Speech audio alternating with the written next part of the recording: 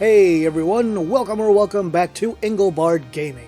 If you're new to this channel, you may think that I just sit here and talk to myself and I never speak to another human being. Well, if you think that, well, you're wrong! Today I'm having an interview, or really more of a conversation, with Pigsy, who you may know as the man behind the Genesis Symphony of the Night sort of demake project. I spoke to Pigsy about this same time last year, so I figured, hey, why not make it an annual tradition? Also, he's releasing a new demo of Genesis Symphony of the Night, and you're going to see some footage of that playing while I talk to him today.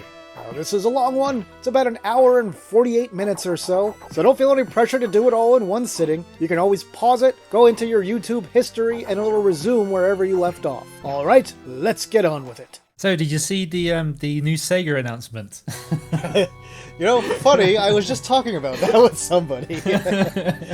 And which game were you most optimistic and pessimistic about out of the five that were shown? So I would say of the ones they showed so far, the one I'm most optimistic about is Shinobi, and the one that I am least optimistic about is Golden Axe. Because it was the 3D. It's a combination of, you know, they have not proven in a very long time that they can make a Golden Axe game that isn't garbage. I don't think they get a benefit of the doubt for that. It's good to see that they care about all this stuff and that they're, you know, hopping on board again and reviving all these classic franchises. Until I know who's developing all of these, you know, what their track records are, what else they've made, it's going to be hard for me to get super excited about any of them, I think. A lot of people only like the first Golden Axe, the original, both the arcade and Mega Drive version, and also Death Adder, and they don't like any of the rest. Do you like any of the other games, or is it just those two that you think are good? I love the original. It's probably one of my all-time favorites. Revenge of Death Adder, I think, is kind of overrated. I know I'm probably going to get a bunch of people jumping down my throat on that one in the comments.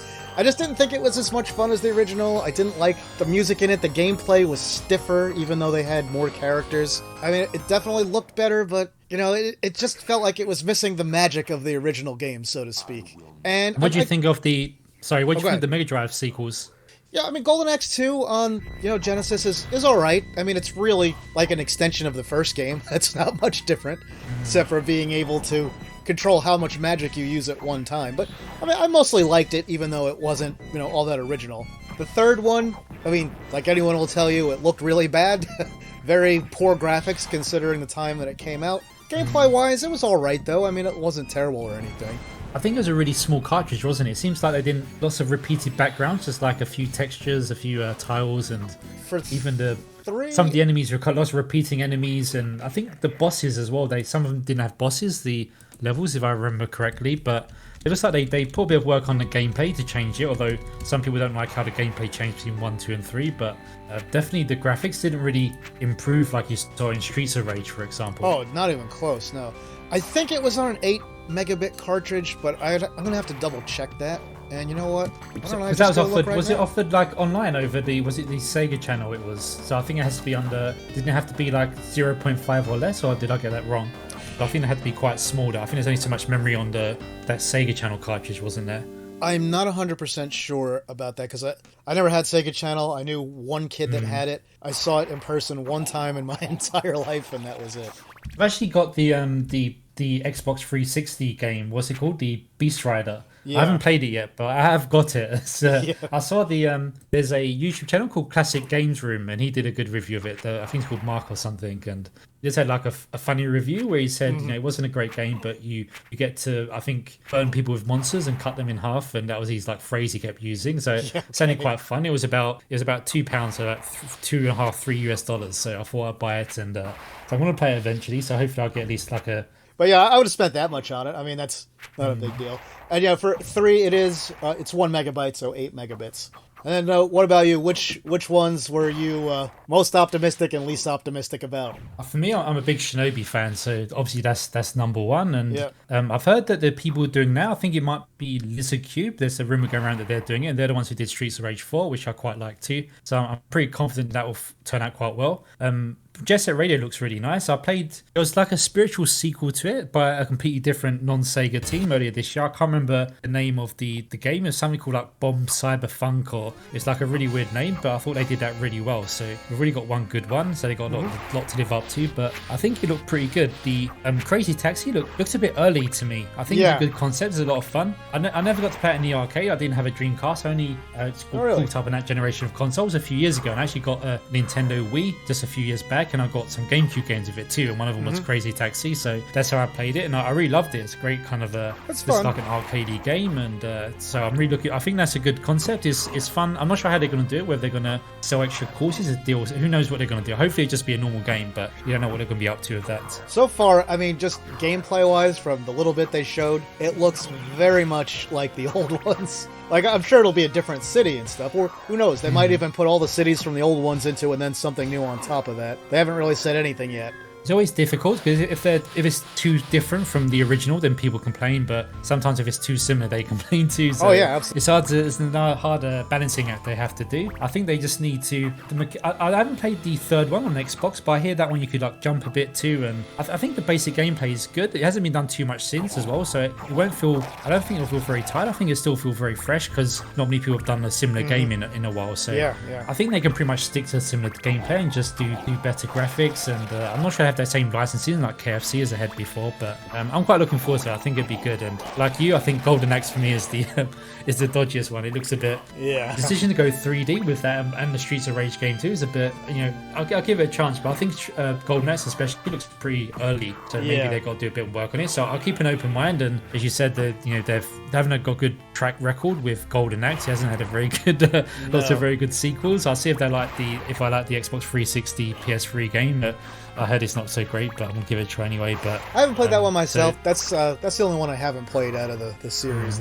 But they said there's more to come too, apparently, at the end. They said it's not just the 5, they said there's more, so maybe Altered Beast, I don't know. That lots of people there seem to like that nowadays. But I think Altered Beast could be a good kind of Metroidvania almost, because you've got these different powers with different animals you could transform into, and it could be, the different powers could get you through certain areas, so they could, I think there's lots of potential. It can't be just like a normal, I think for the time it was fine as an arcade game, and as a basic packing game, just, 2-player, paddock scrolling, it could showed off what the Mega Drive could do, and I think it was good for its time, and obviously for an arcade game with the speech and its very iconic moments, and so I thought it was fine for what it was, but now it's kind of a bit too simple to just release a game like that, so they're gonna if they did do that, they have to do something different, but I think that's good name recognition, so I think that could be a possibility. I was gonna say, I always thought back in the day it would have been good for them to have made a more like Double Dragon-y beat-em-up style game out of Altered Beast. I wouldn't recommend they do that today, especially since they're doing both Golden Axe and Streets of Rage, but that's what I always pictured. I was really surprised they never did a 2D follow-up to Altered Beast in any way. But I'll add in here, I'm really angry at people whenever they crap on that game, because it's easy to do that now, but people really liked it back in the day, and this is one of the things that has just happened in the age of the internet. It's like they've changed the perception of what some of these games are, and they're different to how they were received when they were new. And you can say things have changed over time, obviously tastes change and everything, but Altered Beast was viewed as a good, quick arcade game. It was fun,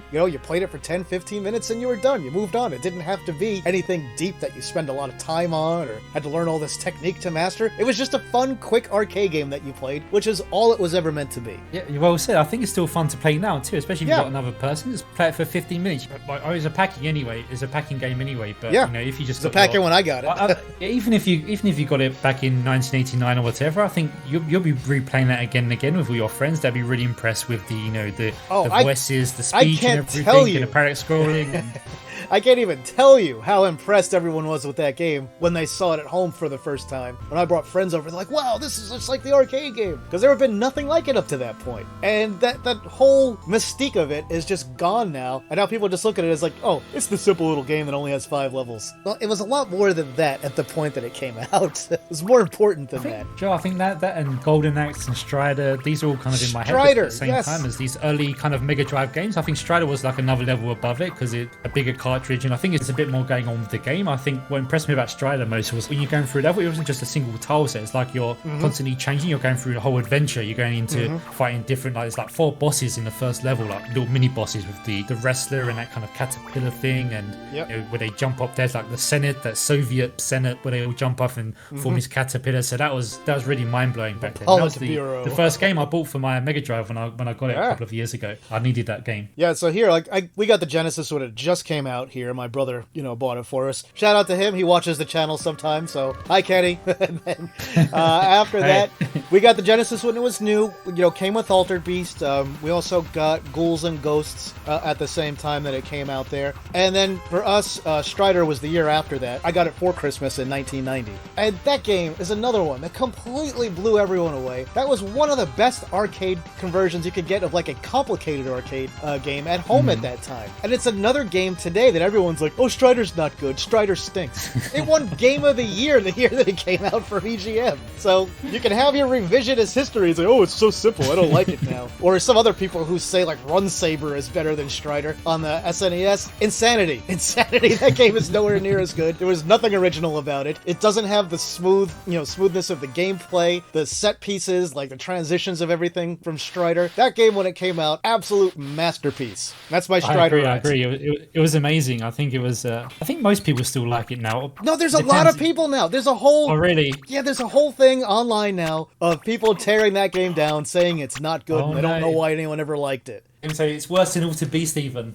Yeah, because Altered Beast I can kind of get. It's a simple game. It was a modest hit when it came out, of course. That's why it was included as a pack-in, with the Genesis when it was new. But Strider was like mind-blowing. That was a whole different level when it came out. But yeah, so go ahead. Oh no, that's all right. I'm just saying. I was just finishing my rant, basically. It was a game that won a lot of awards from different places when it was new, and now today everyone's trying to be revisionist and say, oh, it stinks. It's a quick arcade game, 5 levels, you're to be done in 10 minutes. Okay, so... That could be a good idea for a video. You talk about games which are underrated now, but really are still good. Altered Beast, Strider, and so on. All right, so let's jump ahead to what you've been working on here with Symphony of the Night. So first of all, I don't think anyone says that's crap now, right? Everyone, I think people have a good opinion, even people who didn't play that back. Oh, Symphony of the Night. Oh yeah, that game's reputation has only increased since then, not gone down. So at least there's that. Have you seen anyone actually talk bad about it? Or I think that's pretty much universally praised, right? I don't think I've ever seen anyone say anything bad about it. Right now, I mean, it's huge in the speedrunning community. So like if you search on YouTube, you will find thousands of Symphony of the Night speedrunning videos.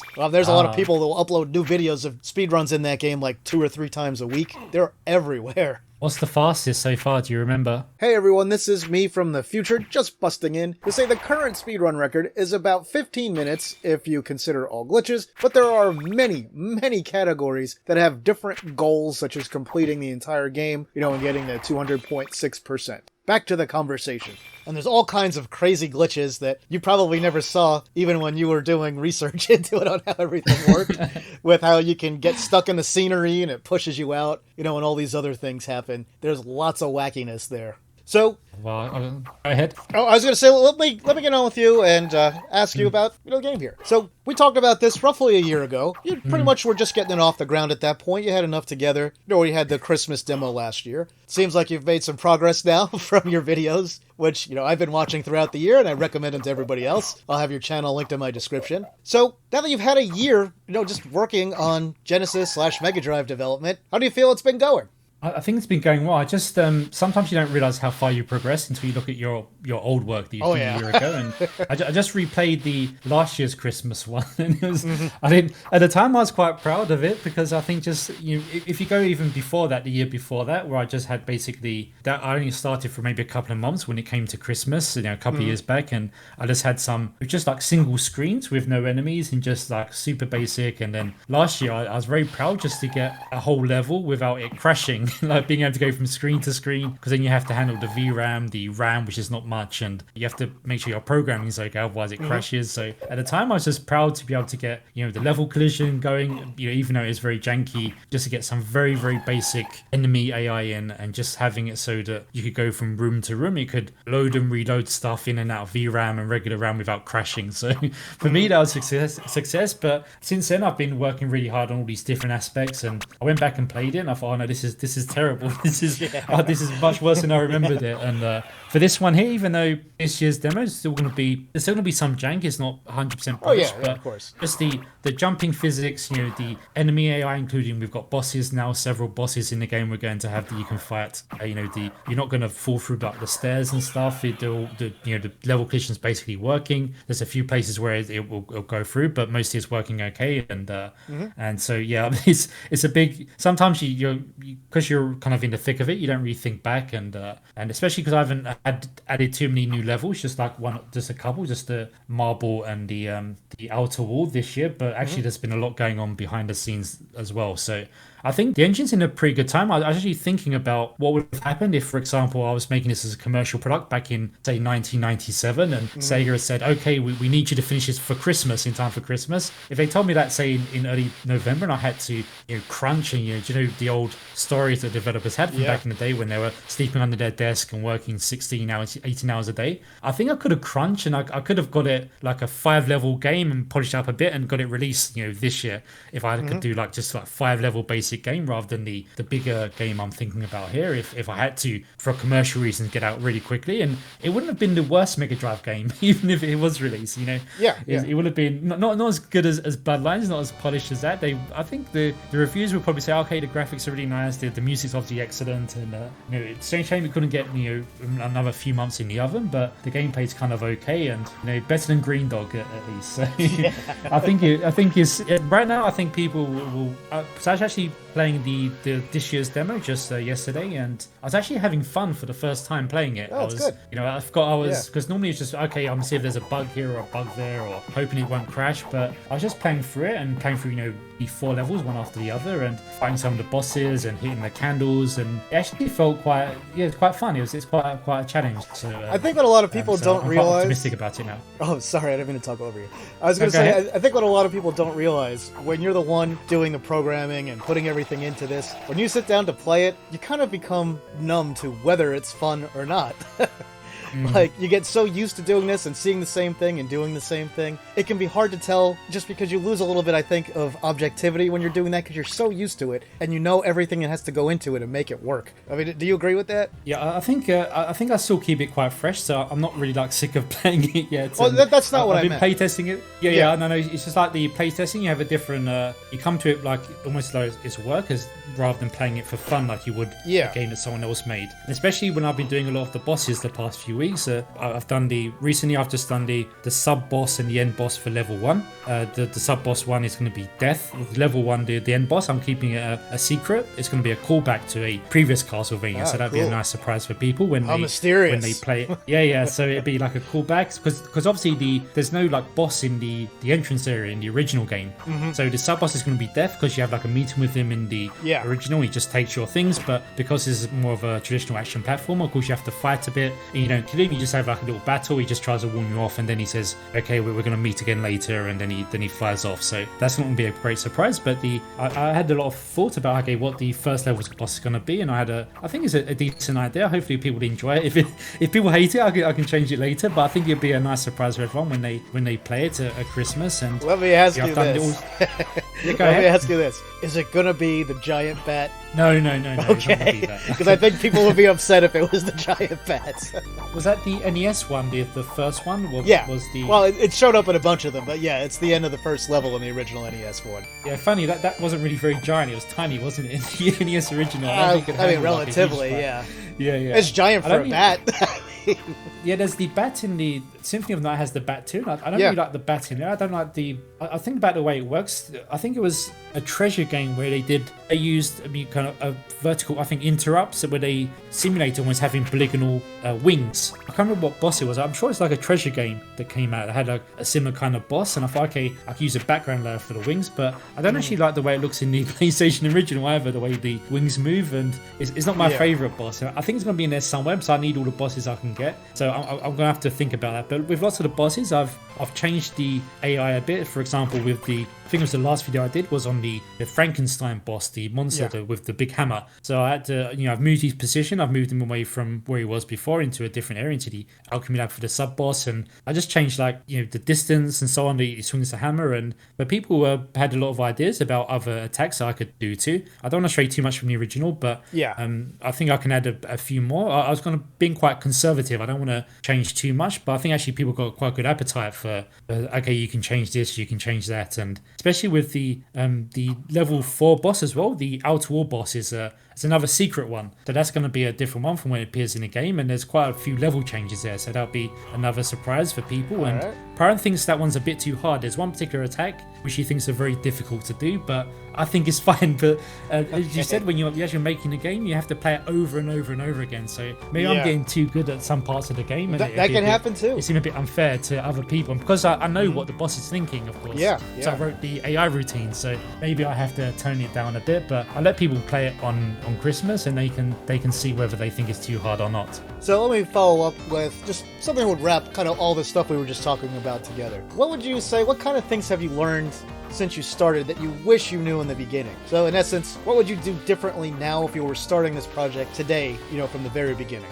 Oh, well, I think it's just, when I first started, there wasn't really too many learning resources out there, so most of it's just trial and error. And I think I got off to a pretty good start. There were a few bits and pieces I could learn from. Then I learned some basic C language stuff as well, and that was very important. So I'm really glad that I learned that early on, because I think some people, they tried to try and make the game without knowing much about actual C programming language. And my tutorials that I've been doing on how to make Mega Drive games, I've tried to do it so that people can, without any coding experience, can actually start to put some stuff on the screen and so on. But once you start getting more complicated, it gets get more difficult, and you definitely need to know a bit of programming stuff. But so I'm glad I studied that early on. In terms of stuff I wish I had done, I don't think there's anything I could realistically have done differently. It's just I wish that it's just trial and error. It's just like trying out lots of things, and this is not working. Like, maybe even just something you learned that would make things easier, like starting from now. How about that? I wish I knew from the beginning how to do stuff like handle the RAM, how to do the the level collision and stuff, but there's nothing really that I could have known before that I could have helped me. I don't think. It's just you just have to try lots of different things, and thankfully people being very helpful. So what I do is for example with the level collision or anything else where there's no like guide how to do it, I just did my best and said to people, okay, what do you think? And normally they would laugh and say, okay, you got it kind of working, but maybe this way would be better. And as long as you're putting the effort, people will give you some good advice. So I think I got lots of good advice on the way, and maybe I could have. I really don't know what I could have done differently, to be honest. So let me go to my next thing then, and I'll ask you about this. There's going to be a lot of challenges whenever you're bringing a game from a more powerful platform to one with more limitations. So what would you say you struggle with the most to get working, at least in a similar way to the original PlayStation game?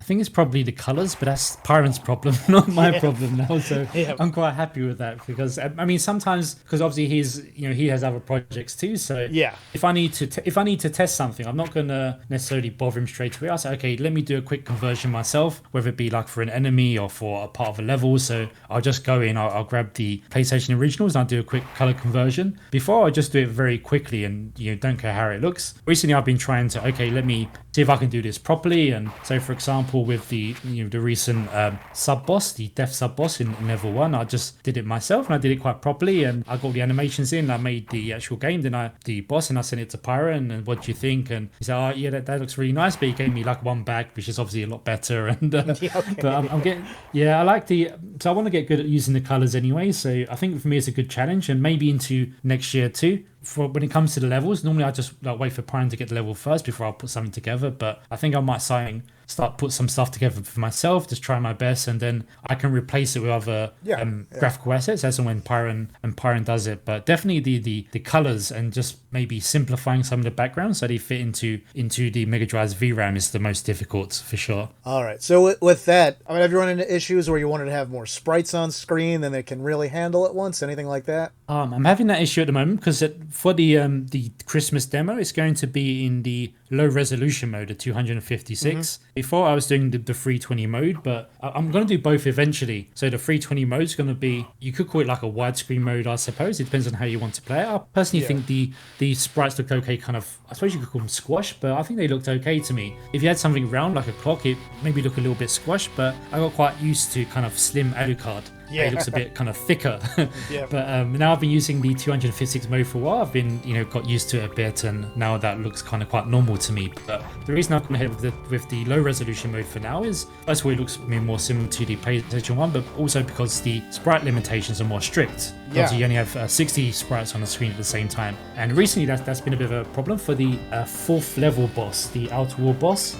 So I won't say who the boss is, but there's lots of projectiles, and the boss sprite itself is very big. So trying to keep everything down below 60 was a bit of a challenge. And of course, it's not just the amount on the screen at the same time, it's the number per horizontal line on the screen. So I want to avoid, I'm not sure what your opinion of sprite flicker is. I feel that for 8-bit consoles it was kind of acceptable, but for a 16-bit console, I think if you have too much sprite flicker, I think it's not unacceptable, but I'm less tolerant of it in a 16-bit game than in an 8-bit game where I think it's just unavoidable. Yeah, and I would say that's probably a majority opinion on that. I agree with you on that one. So I can handle if there's maybe some of it, and if it's just real temporary, but you don't want to be dealing with it frequently in a 16-bit title. Especially with this boss, if you get hit by a projectile you can't even see, is very annoying. So I wanted to avoid that, but thankfully I did it. So I think it's like 59 sprites, and the way they're arranged, it works really well. So actually it worked out fine in the end. But when I go to the high resolution mode, the 320, that's going to be easier. Yeah. So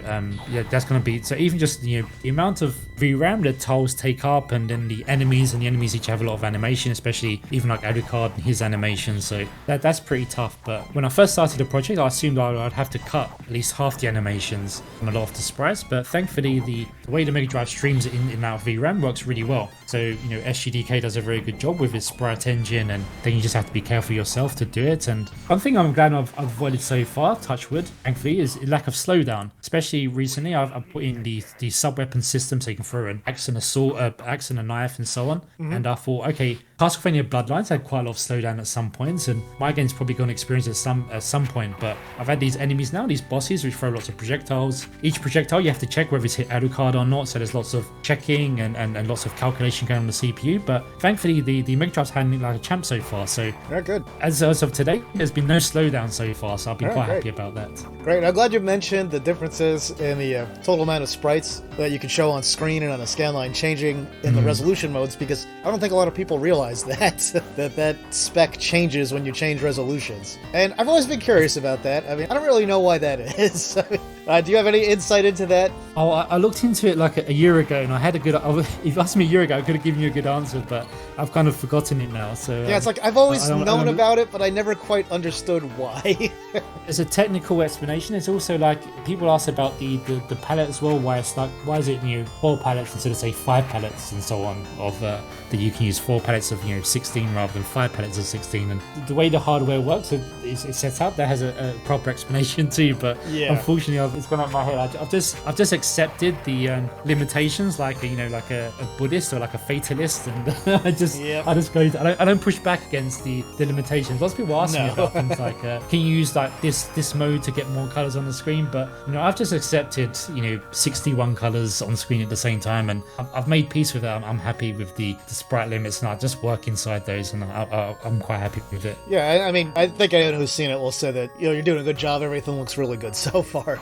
So I don't think too many people will be upset it's about how that. you use the colors. So obviously, definitely, Pyron's there. He's very good at it, and it looks really nice. It looks great. It's just the use of the colors, especially when you have maybe 3 different enemy types on the screen at the same time. They have to maybe share the same palette, or they have to share a palette with Alucard, and that's really tricky. I think getting the enemies or the different enemies on the screen at the same time, getting to use the same palette. Sometimes, I don't necessarily need like a huge amount of colors, but if we could have one more color palette of 15 colors, that would be perfect. If we could like 5 rather than 4, but we can make 4 work. I think Pyron does a great job with that. And I'm glad you mentioned him a couple of times, because that was actually what I was going to ask you about next anyway. So for those who haven't been following the news, on your version of Symphony of the Night or your channel or anything, which again, I'll have linked below. Basically, you've been getting help on this project from a decent amount of people in the community. How many would you say have been contributing in one way or another to this project? Not so much now, but especially like a year ago or so. I normally, what I like to do is if I have like a programming problem, I always like to try to do something myself to get something working and then ask for advice. So people are very open with advice, and I think that's the best way to go about it too for anyone who's learning, because if you just say, how do I do this? Sometimes people won't be willing to help you so much because it looks like you're not putting the effort in yourself. But if you actually do something and say, okay, I've got this working, but not as well as I would like, and then people are much more likely to chip in and say, okay, let me help you out there. So I've been getting lots of advice over the past, not so much the last 6 months, because I think I'm getting more and more comfortable with there's a lot more I could learn about the Mega Drive and how it works. But for what I need to achieve, I've learned most of the things I need to for now at least. And especially in the past, I would do something and then share my code and say, okay, do you think this is okay? And then they're like, oh yeah, it's getting the effect you want, but you could do it a lot better this way. And so I get lots of advice. In terms of the actual game itself, the design program is all just me, myself. Pyron does the graphics, although I've been doing some like placeholder graphics in the meantime, but ultimately Pyron's going to do the graphics. And then of course it's you guys with the music as well, because I definitely couldn't do the music at all. With the graphics, I could have done maybe kind of okay. I'm getting better now. I was really terrible. If you look at the very first 2 videos or so, it was really bad because I had no idea how the palette worked. I was really ignorant about so many things. But now just working next to Pyron, if I send him something, he sends it back, then I can see how he changes it. So I've learned a lot by working, with him, even though we're not together physically. When he just how we see. So I spend a lot of time staring at the graphics because I have to use them all the time. So I always think, okay, what he did here was very clever with the colors and the kind of color combinations he uses. So I've learned a lot there. So I'm getting more confident in my graphical abilities, and I like to do more pixel art in the future on a different project. But the music would have been. I think that I can't even imagine how I'd start to do the music. That was just I was prepared to do the music if no one had been prepared to help. I was going to do all the music myself. Well, you'll never run into a situation where there's not enough people to do Genesis or Mega Drive music. I will tell you that. I was quite surprised. I didn't really know it to begin with. I think the first 2 people I contacted with the music was you and another musician called 76KB, because he'd already done the Dracula's Castle. Yeah. And thankfully you both agreed, so that was a bit of a relief. But I did buy like a little MIDI keyboard, so I was planning on okay, let me have a go myself, but that wouldn't have went well. That would have taken a very long time, I think. So I'm very grateful that you'll help me with that. That is something that it definitely takes, I think, a lot of time and dedication, that just understanding how it all works and then being able to get timings right and put everything together. How have you found doing the music? Has it been a big challenge? Because a lot of the Symphony of the Night music wasn't meant for chiptune music. It was very orchestral, lots of violins and different instruments, which we're not so really good to do with FM synths. So how's your experience been with that? It's tough to get good symphonic sounding instruments out of FM. I mean, there's no question about that. It's something that I still have just been striving to do in now maybe 3 years that I've been doing this stuff. So I just keep trying to improve the ones I have, build on them, or sometimes it'll be similar to what you mentioned earlier. I'll go back, I'll listen to something that I did a year and a half ago that I thought was really good at the time that I made it, and I'm like, oh, this is terrible. What was I thinking? And then I'll just scrap that instrument and try and do a better version of it. And it's just a constant struggle trying to do this kind of music in FM. There are some things I think, I've gotten pretty good with, and you can really simulate things like some brass, like trumpets and horns pretty well. But the bane of my existence for this stuff will always be strings. I keep trying to get good sounding strings, and it's just never easy. You've been creating more original music now for some of new projects, for new games, and would you ever use these kind of Symphony of the Night style instruments in any new music, or would you just avoid that completely? I mean, one of the games that I'm working on right now, that no surprise I've been doing it for a while, is that upcoming JRPG Affinity Sorrow for Second Dimension, and it's going to have a very traditional RPG like soundtrack. So there's a lot of that sort of brassy, stringy type stuff in it, lots of pianos, and things like that. Some of the instruments are ones that I used exactly in Symphony of the Night and just tweaked a little bit. Other ones I made for that, and I've sort of backported into some older songs I did, including Symphony of the Night. I recently just had resent you Dance of Gold with some fixes, and a couple of the instruments that I tweaked were kind of based on just newer versions I had done for other stuff. Yeah, that sounds really nice. So that's going to be in the Christmas demo. So I think people would have a nice surprise when they... I mean, the original was really good too, but this one's even better. I think it sounds really good. Oh, yeah, thanks. I was trying to get it a little more accurate, which is always tough. For Affinity Sorrow, did they give you directions on what kind of music they wanted? They say, hey, that string stuff you've been doing for the Symphony of the Night, that's the kind of sound we want? Or did you torture yourself by doing this very unsuitable, this kind of difficult style music for that's not normally suitable for FM synth? Or would you prefer to do like a traditional FM synth track, or do you like doing these kind of difficult to do ones? I like doing these things. I want to get the best symphonic sound out of FM on the Genesis that you possibly can. That's always been my goal. I told the guys at Second Dimension when I started Affinity Sorrow, I want this to be something that sounds so good that it's really going to shock everybody that you get sound this good out of the Genesis. I don't know if I'm going to achieve that goal, but that's the goal.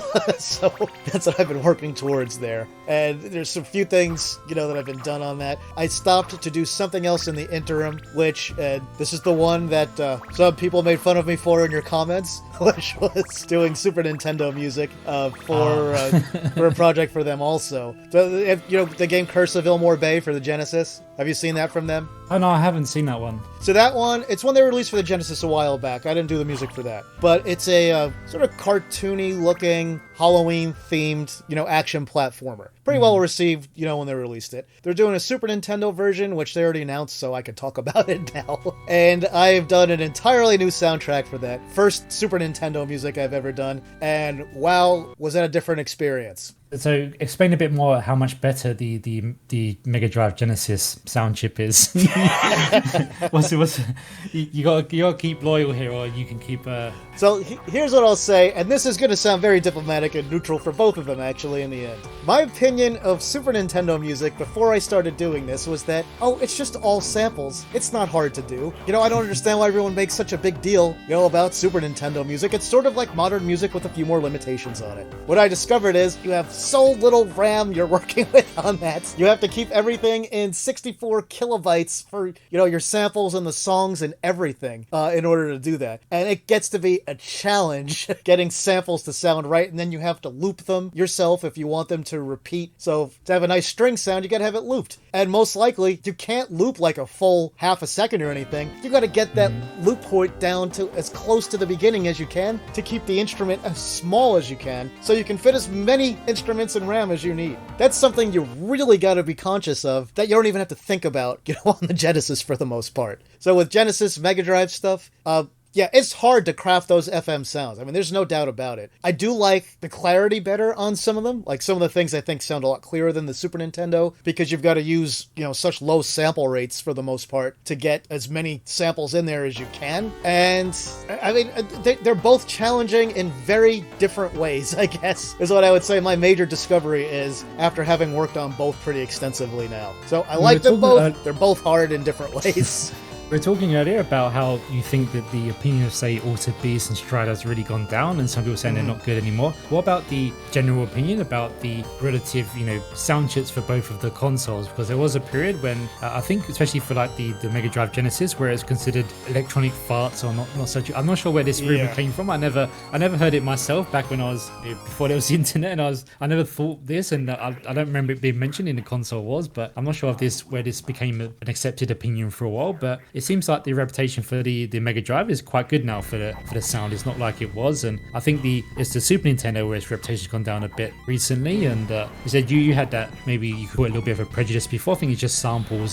There's nothing synth sound. FN synth sounds a bit special, whereas if you have lots of sample music, it just seems like maybe lower quality CD music. It doesn't have its own special attraction to it. What do you think So first off, I mean, there was definitely a very long period of time, I would say from like as soon as the internet started to get popular, that people were ragging on the Genesis, saying how awful the sound was, and it had the worst sound out of, any system I've ever used. I can't believe anybody liked this. How could they put this thing out? And it was everywhere. I mean, it was absolutely pervasive, on the internet for years and years, and it just became almost like accepted fact. And I do think that has turned around a lot in recent years now, just because of people doing some incredible stuff with it. I mean, one of the people that inspired me to get into doing, music for it in the first place was Savage Regime, which I'm sure probably anybody listening to this interview has heard his stuff before. He works on a lot of the professional games that we see now that come out on this platform, as well as some that have been released, on Switch and everything. Some cases running under emulation for like Genesis games and stuff like that. But anyway, some of his stuff I heard was like, I know that the Genesis is capable of doing this stuff. I want to try and do this stuff myself. And that was what helped me get into it. And then when I started learning it, I started sharing everything. I made my tutorial series that's online, which after kind of a slow start really took off, and it's now one of my biggest viewed videos,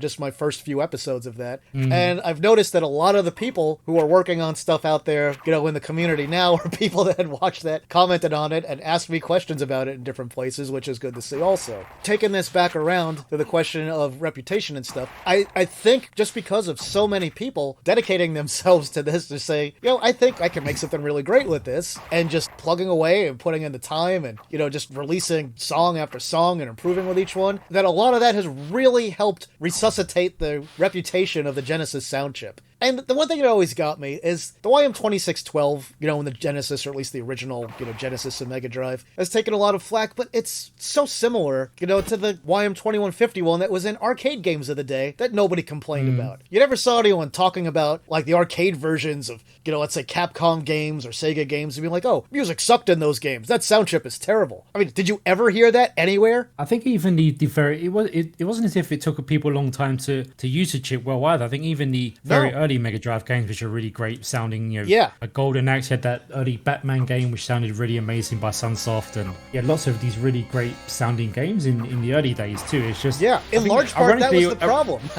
Ironically, it was the latter days when they used like the Gems sound system that the things got a bit dodgy for some Western developers doing that. So I think they just maybe it was just like a quicker way to do it, and even some of the Gems soundtracks aren't too bad. I think you need to know how to use it, and some people did and some people didn't. Yeah, and I completely agree. Is one of the points that I have also made a lot, that a lot of the early games sounded so much better than a lot of the later games that came along. I mean, stuff like Ghouls and Ghosts, some of the, instruments they used in that are still some of the clearest, best sounding instruments that I've heard in any game on the system. And then you have, some other really good FM sounds and stuff like Bloodlines especially, of amazing, sort of electric guitar sounding stuff in games like Musha and, of course, Thunder Force 4/Lightning Force. I mean, there's a ton of examples of really great Genesis music done through just nothing but the FM, sound, its DAC, and maybe a little bit of the PSG thrown in at times.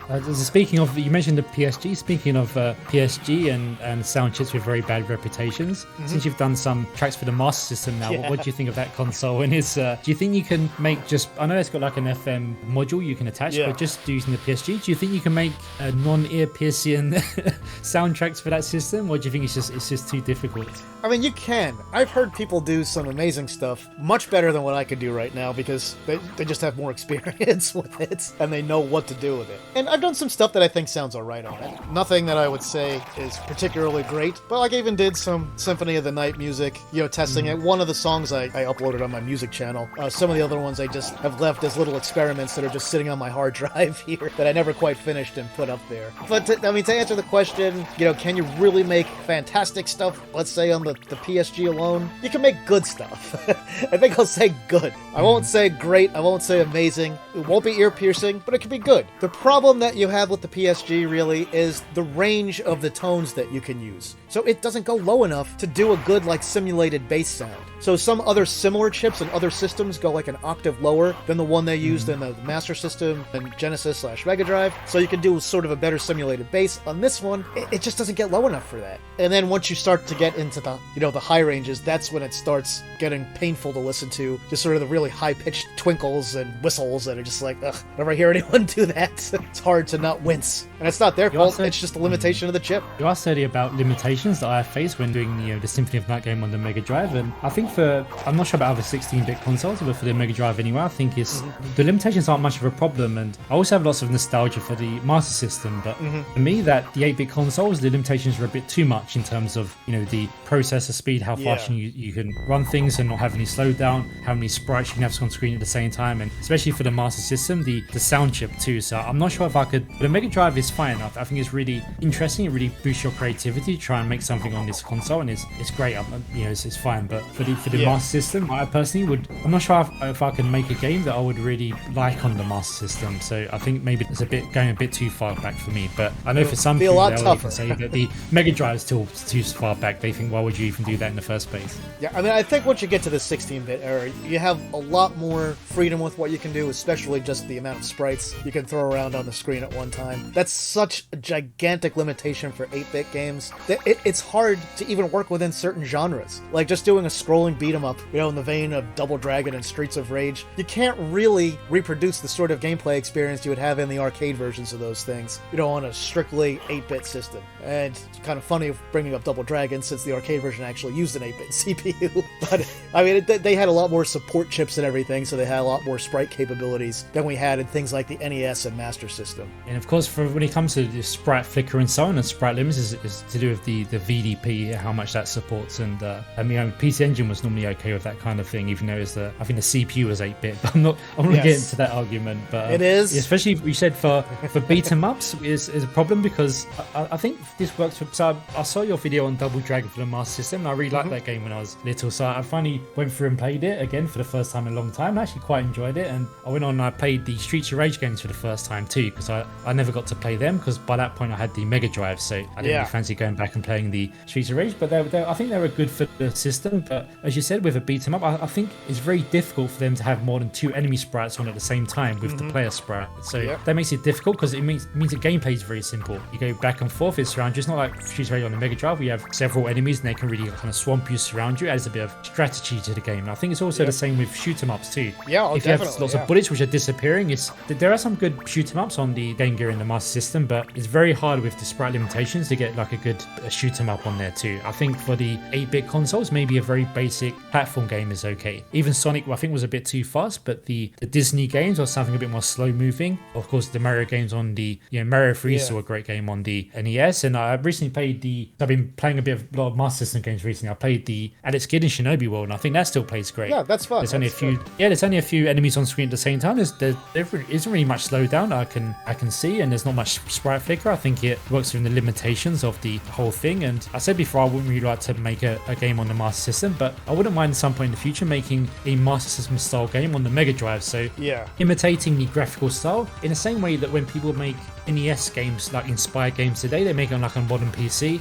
They emulate certain aspects of the color palette, but obviously it doesn't really adhere to the limitations. And I think I would like to make like a almost like a spiritual sequel to the Alex Kidd in Shinobi World with more levels, because I think some of the special attacks are really fun, when you're breaking the blocks and so on, and keep the very simplistic the color palette and the very simplistic tile graphics. It looks very 8-bit, but make it on a 16-bit system, and I think that will work quite well. Yeah, it'd be definitely an interesting approach to do something like that. I will say one of my favorite platformers and really proto-Metroidvanias of all time is on the Master System, which is, of course, Wonder Boy 3: The Dragon's Trap. Love that game. That's an amazing game. That's one probably of the my best favorite games ever made in that genre, I think. Did that come before or after Metroid, the original Metroid for NES? I'm pretty sure it was after. Well, Metroid was August 6, 86. Wonder Boy 3 was released in 1989. Oh, wow. So this came out quite a bit after that. That's an amazing game, because it still feels quite substantial, but it's not kind of... Modern games can get a little bit bloated, but that's a really good length, I think. You just have a really good adventure without feeling tired of it. And, I loved that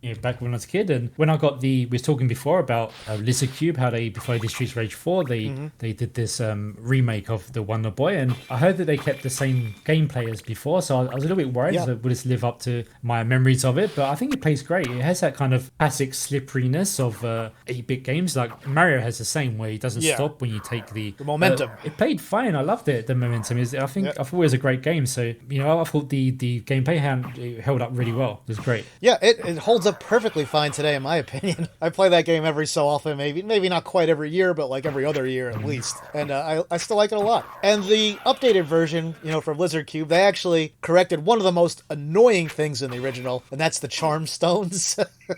So you remember how they worked? No, I can't remember. The charm stones. I played. You had to have so many in order to see certain items available for sale in the shops. So like certain armors, weapons, and things like that. If you didn't have enough charm stones, they wouldn't show up. So you would have to spend a lot of time in the Master System original grinding for them. And this was the same thing in the PC Engine version that came out later, PC Engine TurboGrafx version that was released shortly after that, which is Dragon's Curse is the name of that one. Dragon's Curse. Really good version of it. Have you ever played that? The Dragon's Curse. Yeah. Was that the recent one, the modern one?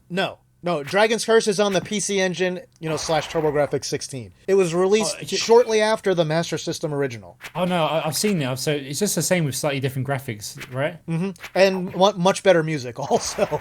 Okay. onto the music again for the Poor Master System. Yes. Hey, I like the Master System a lot. I like some of the music in some of the games. I think they did a good job, but that sound chip is undeniably weak in a lot of ways.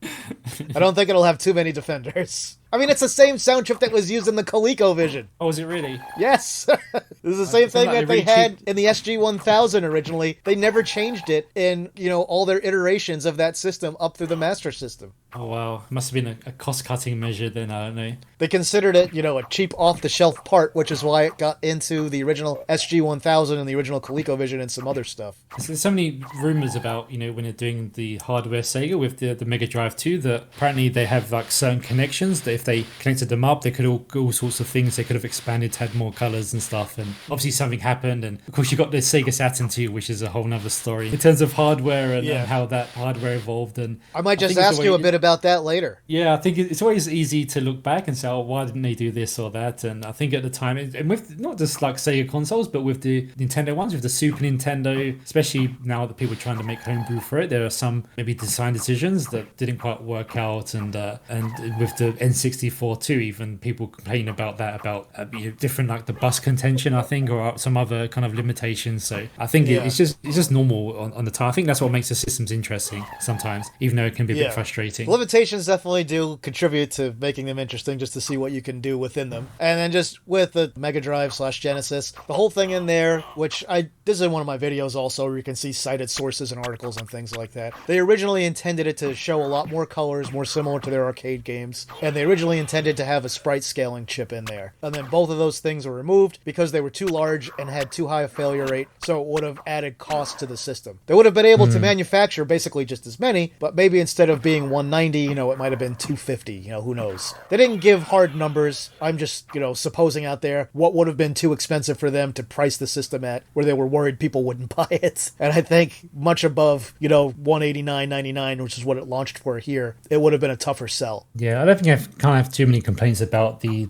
console. I think they did a pretty good job with that. I don't think the people who developed games for it back then, they didn't have many complaints. And as I said, with the colors before, I've kind of made my peace of it, so it doesn't bother me. I think so long as you got a skilled artist working for you, which unfortunately I have, it works out fine. I just think if they had gotten at least twice as many, which would have been more than reasonable. I mean, we look at other platforms, 16-bit platforms that were around, like even say 16-bit computers like the Amiga, that had a palette of 4096 in 1985. And then the Game Gear, which was released shortly after the Genesis, a couple of years later, had a palette of 4096 just like the Amiga did.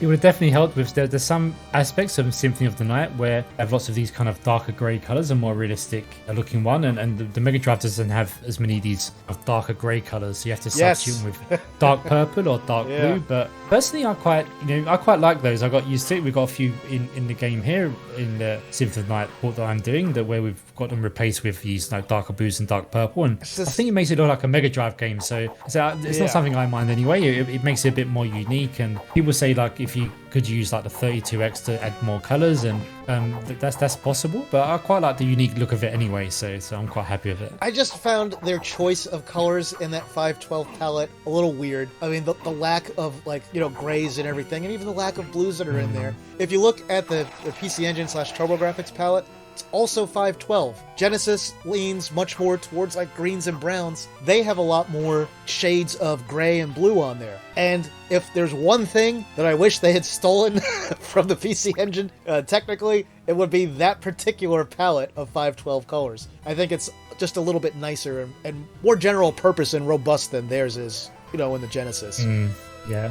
All right, so we got off on a bit of a tangent there, but that's all right. So let me turn this back around to Symphony of the Night here for you for a bit. So now that you've been at Genesis / Mega Drive Symphony of the Night for a while, is there anything you would say that's surprised you a lot just about development for the platform as a whole? Something that you saw that you didn't expect? To be honest, I think before I got into this hobby, I thought it was just an impossible thing to develop a game for this kind of old console. I was aware of people doing this kind of homebrew development, and I thought it was just like a crazy thing to do. Like, how could you even begin that? It seemed like it's an impossible thing. And for me, once I got started, it's not as hard as I thought it would be. I think you just chip away at it, and that's in part to do with all the great work that people have been done on the tools, the development tools, especially SGDK, the Sega Genesis Development Kit, and everything else. So it's kind of an accumulation of 20, 30 years of hard work that people have been put into doing the development tools. And I'm sure that if I were to do some like modern PC development, say for a 2D game using Game Maker, maybe I'll realize that, okay, this is so much easier working on a PC, not just because of lack of limitations, but because of the tools are so much easier. But I've got Symphony of the Night to the point, the code, where I can like change things around in the level or with the with the game, and it doesn't seem to take too much time. So I'm sure that for people used to modern development, maybe it's very clunky and it's very difficult. But for me, because I don't have any experience with any other kind of modern programming or any modern game development, for me it seems fine. So I was quite surprised by how good the tools are. So for me, I don't have anything to compare them to, so it's probably not worth very much my comparison. And probably compared to modern development platforms, like if you're doing something in, I don't know, Unity or Game Maker or something else, is probably really clunky and awkward. But for me, I never feel that it's difficult or bad. I think it's fine. So for me, I think it's how good the tools are, and how once you get into it and you get into, I think you have to get into a certain way of thinking. And I was quite lucky because I really like the programming part of it, and a lot of people, they really hate that part of it. And I think some modern development platforms can really help with that, because you don't have to go into the weeds of the programming and coding so much. But for me, I personally like that aspect. So for me, it's been really enjoyable. So I would say, but due to all the all the hard work people have put in over the years in making these development tools and so on, I think it's a bit easier than I thought it was. It's not the impossible thing that I originally thought, and also the hardware itself is just more capable than I realized. Especially when I first started this Symphony of the Night thing, I had no idea if it could be done. I just wanted to put like a Alucard, a single sprite with no animation on the screen, and I was quite happy with that. And then trying out this background and that background, and I was quite surprised that a lot of the backgrounds they fit into VRAM with just a little bit of modification. And then okay, let me try a few animation frames with Alucard, and I was really surprised when I could put all the animation frames in. I thought that would have been impossible. So it's really surprised me along the way with how powerful the hardware is for like a 2D game like this. So yeah, I really don't feel I feel it's just a perfect. We're talking about like limitations before with 8-bit systems and modern systems, and I think the Mega Drive's in a really good sweet spot. There's enough limitations to really spur your creativity and create something unique, both in terms of the sound chip, the color palette, the the CPU and what it can do and how much it can handle, and the VDP, while not being too restrictive. So for me, it's a really perfect thing. So I was just really surprised by how good the hardware is and how good the development tools are. All right, yeah. And I mean, it's kind of the same with the music. I would even say that tools that you have out there to make music today, a lot of the people who were making music back then would probably have killed to be able to just use the things that we use today that make that whole process a lot easier than it would have been, in the late 80s and early 90s. See, for me, the thought of making music for the Mega Drive just seems impossible. Whereas doing the coding for a game, or this weekend I plan on doing I have a free weekend and I really want to get a lot finished for the demo, so I want to do a few bosses and a few more enemies, and for me that's kind of quite easy to do. I just need to put the work in now, but the thought of having to do I looked at some of your tutorials about doing the creating instruments and so on in SM Sims. It's like it's impossible. It's something that I think there is a lot of trial and error. So yeah, but there are a lot of people doing the music, so lots of people get into it. I think it depends on everyone's different. Some people just got. I mean, I do some music stuff. I play classical guitar. It's something I picked up quite recently, so I'm not very good at it, but I'm getting used to that now, and that's helped with my musicality. But some people just naturally, if they're maybe into music from they were young, or for them it's just not very intimidating. It's very okay. I'll get into this, and it's very easy. But for me, that sounds very difficult. Whereas for other people, the thought of programming a game is just seems impossible. And for other people, there are lots of programmers who are very good programmers that how to program a Mega Drive game, and for them, creating the art seems like an impossible thing. And so everyone has their own strengths and weaknesses and so on. Oh, definitely. This one, you kind of touched on a little bit, but I still want to kind of go here. So I know you used to get this question a lot, and you probably still do, and that some things have changed in the development community since the last time that you and I talked about this. But had you looked just even sort of just preliminarily into things like the 32X and Sega CD recently, since I know there's starting to be more homebrew stuff for those systems, or any thoughts on that in general at this point? I was actually going to do a video of that, maybe for next week and so on, but I got too busy with the demo, so I'll put it off until maybe sometime next year. Just a video on how using the Mega CD and the 32S could possibly, advance the existing Symphony of the Night game. And so I'll give you a brief outline here. So I did do a bit of research. I've been speaking to, as you said, there's been some developments in the whole, the tools available for doing 32X stuff and Mega CD stuff. I'm not sure, maybe you're aware of other people, but for me, the main person is a guy called Victor, I think his name is, and he did the 32X Resurrection, which is pretty much a 32X CD game, which there aren't too many of them, because it uses the 32X a lot, but he's also done some things so that he uses the Mega CD too. He uses for some samples, and he's made that available. And I spoke to him a bit about the Mega CD side of things and the 32X side, and for the Mega CD side, he's already made it available so that you can use SGDK, which I'm using now, the Genesis development kit, so I can keep the same code I have now, but I can add I think it's called the PCM sound effects from the Mega CD, so they'd be a bit clearer. And obviously adding the CD music would be very easy too, because people they can hack that into existing Mega Drive games. So for me to do it here, I could add a CD soundtrack quite easy. So for the Mega CD, I think adding higher quality sound effects and also the a CD quality soundtrack would be very easy to do. The scaling's a bit more difficult, so I really like to. One of the first things I did when I started experimenting with Saturn development earlier this year was to do some rotation scaling on sprites, because I think for people of a certain generation that was love to see it. Voodoo magic. It's amazing, and it's just so normal now. But that was something that was restricted to arcades, and when Super Nintendo could do the mode 7, even just the phrase mode 7 creates lots of kind of dreams. Even along people like me who had the Mega Drive only, it was something we were kind of secretly jealous of. And then the Mega CD itself had all these scaling effects, and they previewed it in the BIOS screen, having all these rotating sprites, and then they proceeded to not do much with it for most of the developers. There's some really impressive stuff for it, though, for the things they did do. I mean, just Soulstar alone looks fairly close to a lot of games on the 32-bit systems. People say that if you're going to do a full screen 3D game like that, you're kind of restricted to maybe 20 frames per second, which is unlike, say, for example, if you want to do a Mario Kart.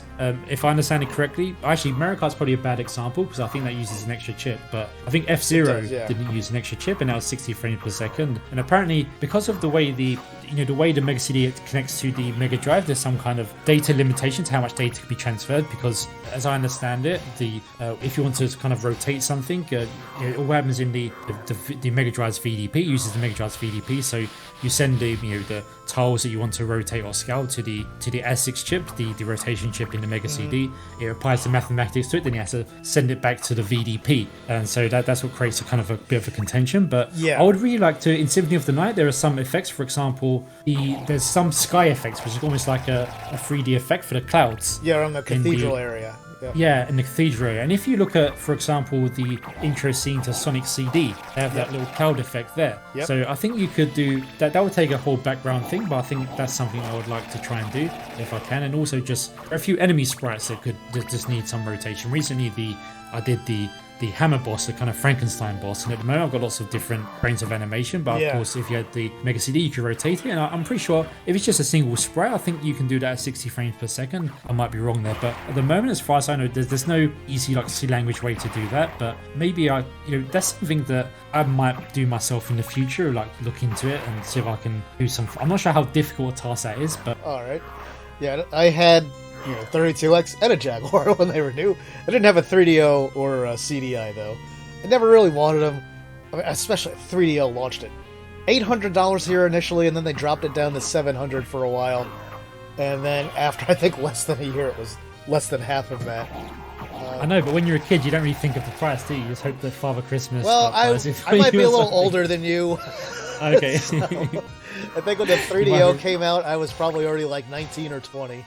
Okay, I remember seeing like Road Rash, the 3D one, also like the FIFA Soccer was, of course, being a European person. This was like a really big thing. Having a FIFA game in 3D was incredible, and I was really looking forward to it. And I would have, it was just way too expensive. I couldn't ask my parents. I'm not sure even when it came out in Europe. I'm sure it came out in the US first and then Japan, but it was just another also ran. It's a very exciting time though. Did you regret getting the Jaguar, or did you actually like it at the time? I got it as a Christmas present, so I mean, it was interesting to get when it was new. It was something that if I was just buying it, I would have probably waited to get, because there wasn't really anything, particularly good for it when it first came out. And there were a few decent games that came along later. But for that one, it's like, I don't regret owning it. I just think it would have been better to wait till it had been out for a while and just spend less money on it and get it cheaper. But on the plus side, lots of games got super cheap for it. For a lot of them, I didn't spend more than $10 on, from places like Blockbuster that had them used and stuff. Did you keep them? Yeah, I still got them all. Okay, so you're rich now. You can sell them and retire, or are they not? Is it not gone up that much? None of them are complete in box. They are all just loose cartridges. I had a bit of a homebrew scene on the Jaguar at the moment, but I've heard there's nightmares about the hardware, about how it was designed. It wasn't kind of finished, and the way I think they got the Tom and Jerry processors. It sounds like a bit of a mess, but I know that it's people a total mess. That's what attracts a lot of people to doing 3D on the Saturn. Of course. In that scene, they're really into it. It's just like, what can we do with this? We can, subvert expectations about what it's capable of. So I think that's probably an attraction for people. And I don't want to attack anyone that's doing homebrew on anything, but what I see a lot of on the Jaguar in the homebrew scene is there's a lot of people that are just porting like Atari ST games to it. And I don't know why there's so much interest in that. To me, that's kind of puzzling. For me, I like to do something a bit, when I'm doing, I think Symphony of the Night has to change because it wouldn't fit onto the Mega Drive anyway in that case. But for me, I made a decision early on to make it like an action platformer, not because I didn't like the Metroidvania gameplay, but just to give, for me personally, just to like play a port on a different system. It might be like interesting for a bit, but I like to have like a new experience, so that's why I decided to make this like a more like a Rondo of Blood, split route action platformer. But for me personally, that's kind of what I like to play. I like to have this something that's similar, but something that's fundamentally different in some way too. Yep, I think most people will be interested to see that. And then here's one to sort of cap off this whole tech section here. What would you say would be the one thing that you wish the Genesis/Mega Drive had been improved? What one aspect of it? Whether it's the color palette, the amount of RAM, the sound, features like rotation and scaling. If you could only add one of those things to it, which one would it be? I think it would be the scaling and rotating, because as I said before, I think it would be nice to have more colors, but the colors are kind of fun. I made my peace with that, but especially at that time, it's supposed to be the arcade at home, and actually I don't mind it. For example, Space Harrier 2. Lots of people don't like it very much. I think it's okay. I played it on the Mega Drive Genesis Mini a few years ago for the first time in a while, and I know it's a bit choppy, but I quite liked it. And I think games like Afterburner were pretty good too. So I don't think it did a terrible good job just doing these scalar games on the CPU. But of course, it would have been much better if we had a scaling chip in there from the beginning. Then it really could have been the arcade at home. And so it's definitely the some kind of like a scaling chip would have definitely been my choice. Yeah, that would definitely make things a lot different. And how about if you could do two things? What would the next thing be besides scaling? And I won't ask for a complete list. I'll stop at 2. Oh, just the colors. I'm not so fussed about the actual palette itself, the 512 colors. Even as you said, maybe some of the strange choices they made, but to be able to have I'm not sure what a PC Engine can do, but at the moment the Mega Drive has the 4 palettes of 15 colors each, plus like one single background color.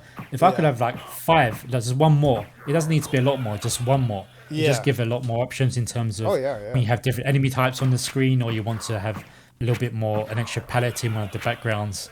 But sometimes it doesn't work out mathematically, but even just, instead of having 15 colors per palette, even just having like 16 or 17, just like 2 more added there, because sometimes when I've got like some kind of PlayStation asset and I'm stripping down the colors down and down, I normally get to the point where I'm down to like 18 and I need to strip away like 3 more, or down to like even the 16, and because one of the colors is like a transparent color, you don't see it, I need to get that down to 15 colors, and that last 1 or 2 colors to get rid of is often very painful to decide which color to get rid of. And of course, Pyron's actually very good at that, but for me it's still like a very painful experience sometimes. It is exactly the same with doing the music. There are so many times you're like, oh, I only need 1 more sound channel. Why can't I have just 1 more sound channel for this thing? Like when I redid the Dance of Gold, one of the things I did the original time around when I wasn't sure how it was going to work in SGDK with the game running and everything, I was using the 6th FM channel for some FM in addition to the, sample track. So some of the problems that you were running into with stuff was because I did that. So when I redid the track, I took all the FM out of that, so it's samples only. So that's why all the sound effects work right in it now when they weren't working quite right before. So you shouldn't see any problems with that now. But it did make me have to sacrifice some stuff, some of the fidelity that was in there. It's not quite as noticeable now, at least since some of the instruments I also tweaked and they sound a little better than before. But it's one of those things to me that was painful to do still, because there's a part that's missing that was there that I tweaked and kind of partially moved to some other channels temporarily at different points in there. So it was a lot of, it's sort of like a puzzle, just moving pieces around and seeing if they fit into different places than they're supposed to. So it was a lot of, I feel your pain that there's lots of like graphics in the game that there was a color I had to sacrifice, and I wish I hadn't had to. But I'm sure Pyron has kind of some similar stories too. Oh, I'm sure anyone working on any of this stuff with these kinds of limitations will have that. Oh, if there was only 1 more of that thing story, 1 more kilobyte of RAM, and I could have put that thing in there.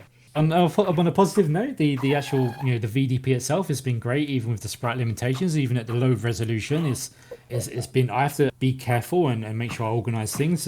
Recently, I just redid the entrance level, and I wanted to have last year I didn't have the trees in the background for when you're in the room through the windows, so I wanted to add another a layer of trees and bushes, so it looks like there's 3 layers of parallel scrolling rather than 2. And of course they're made out of sprites, and you've got audio card pads, you've got the enemies on the screen, plus the HUD is a sprite, and the little icon for the sub weapons are sprite, because all the sub weapons themselves are sprites when you're throwing them, and sometimes the enemy throws stuff too. So I have to be careful to avoid sprite flicker, and I had to put the trees, and I had to do it so that there's only maybe 2 or 3 trees in the background, and they just move along with the level. So when Adicai passes a certain point, they jump from one thing to another, but of course you don't see it as the player. So some things can be very tricky, but the CPU's fine, I think. The touchwood, no slowdown so far.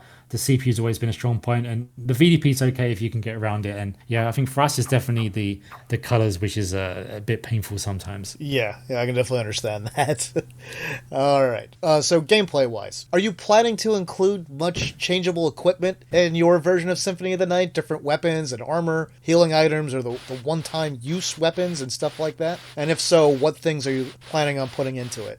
For me, when I was playing the game, I only played the Symphony of the Night the first time about, I think it's like 4 or 5 years ago. So I had a Saturn, not a PlayStation. It did come out there, but I didn't really get into the importing scene on the Saturn. And I think by the time it got around to 1998, I was in the PC stuff, and so I only played it for the first time. I think it was on I downloaded it on PS3, and I played a few years ago. And when I played through Symphony of the Night, I never used the unused weapons. I don't use anything really.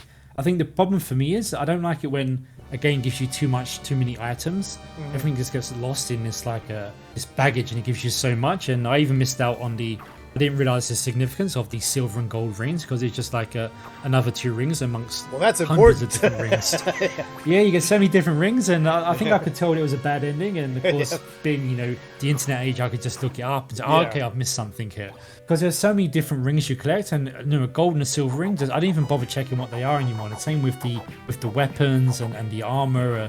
a lot of the time I just think, for me, I just get overwhelmed if I get given too much stuff. So for me, I know some people really like it, and especially I played Bloodstained, which has like a huge number of items, different types of food, and they had to like draw it. They put so much effort into this, and for me personally, that's not for me. But I think people must like it because that's why they did it. So, but I think due to the limitations of the platform, it's not possible to have quite so many different things anyway. But for me, that's not a bad point because I want to keep it nice and slim and nice and just keep the essential stuff. So I plan to have recently I changed the sword. Before the sword that Pyron drew had some kind of flames coming from it, and it looked really nice, but the problem is it made the attack distance a bit too far. It made it a bit too easy. You could attack enemies from a bit of a distance, so I removed those flames, so you start with a normal sword now. But I like to do it so that you can discover a sword which is like that original one with the kind of the flames coming from it, so you can discover that. And so I will have maybe like 5 or 6 weapons and maybe 5 pieces of armor. I don't know, maybe just increase it. But the problem is it also affects the difficulty too. I want to keep the difficulty at a certain level, so I'm not going to have too many. It's going to be like more like Rondo of Blood, which didn't really have much, but I'll include maybe 1 or 2, but I'm not going to include too many. All right, and then here's one thing. I can't remember if you had talked about this or not. You may have already, so I'm sorry if this has been asked before. But what about any of the transformations? Do you have any plan to implement any of the 3 alternate forms or incorporate them into the redesigned levels?